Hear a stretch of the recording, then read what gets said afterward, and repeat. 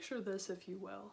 It's doomsday. Atomic destruction has ravaged civilization. Nuclear holocaust has destroyed all that you held dear.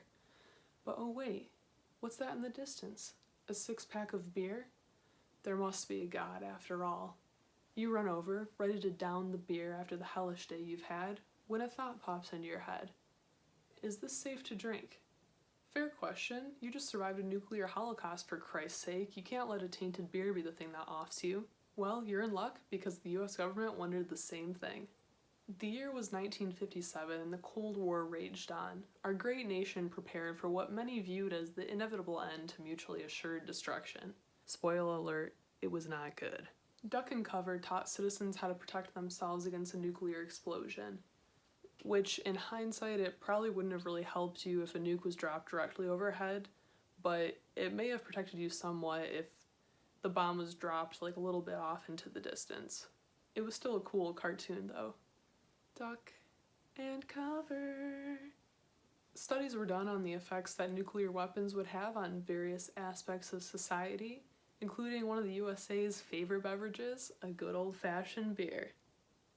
In a government study called The Effect of Nuclear Explosions on Commercially Packaged Beverages, 3 of the industry's top executives were tasked by the Federal Civil Defense Administration to find out what effects an atomic explosion might have on beer.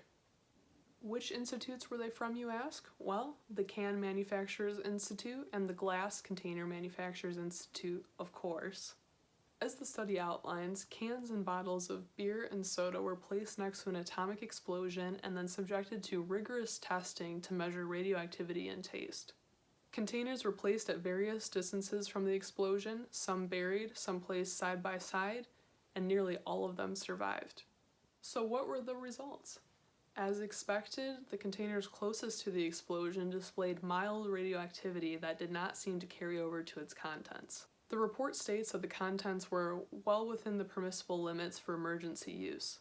AKA, drink it if you're desperate, it won't hurt you in the short term.